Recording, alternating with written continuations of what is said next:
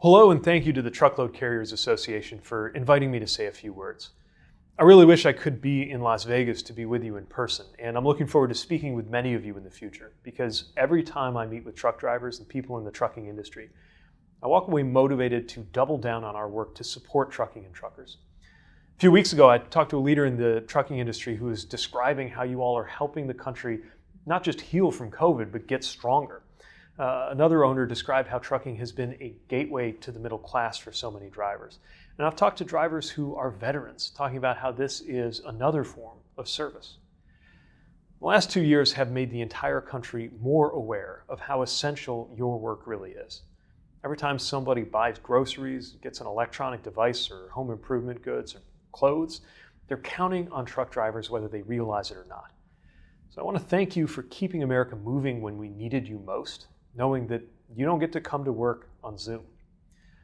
I also want to thank you for bringing attention to the issues in trucking that have been building up for years and that are making this career harder than it should be. You have been lifting up the big issues affecting truckers, issues that can only be solved with a lot of different players at the table, including government, working to push for change. Most of what I'm hearing falls into two main categories: compensation and conditions. When it comes to conditions, you've helped put a much needed spotlight on the lack of parking and access to bathrooms. We hear that, and we're working on these issues right now. And when it comes to compensation, we're hearing a lot about the debt that can be associated with training, a lot about unpaid detention time and other related issues. And we've been hearing these issues consistently as I've been talking with truck drivers during conversations that my colleagues and I have had from California to Virginia to Arizona to South Carolina and more.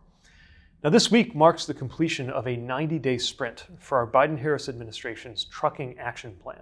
So I'd like to give you a bit of an update on the work we have underway.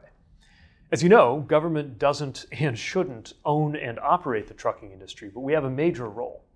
So here's some things we've been doing to help get people into the career. We've cut red tape to make it easier for qualified drivers to get commercial driver's licenses.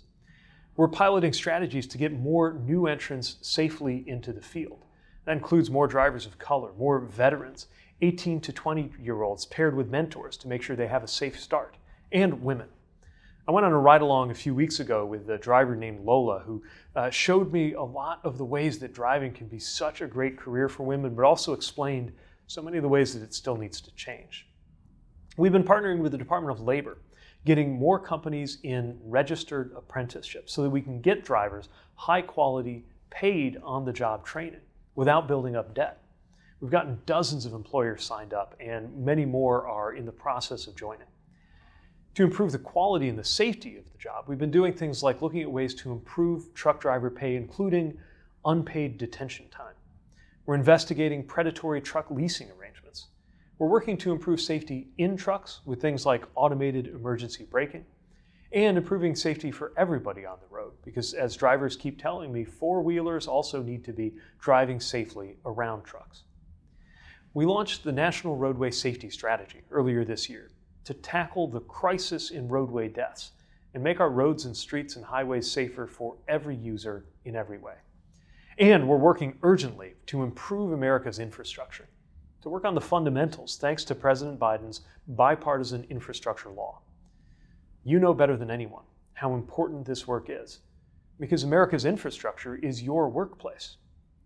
In December, we allocated the biggest federal highway funding in decades so that states can make improvements to roads. In January, we launched the biggest investment to fix bridges since the interstate highway system was set up in the first place. And we are actively working with states on truck driver parking. In public and private meetings, I've pushed for states to use their funds or to submit applications for US DOT grants so that I can use federal dollars to help expand truck parking. We've also helped states understand all of the different funding options that they could tap into in order to do this. We know how much parking is a priority for you. That makes it a priority for us too. I'll stop there for now, but I just want to say thank you again and let you know that I'm looking forward to working together in the months and years ahead to address the challenges that are facing truck drivers and to make sure this vitally important career sees the respect, the compensation, and the progress that you deserve. Thanks, and have a great rest of the conference.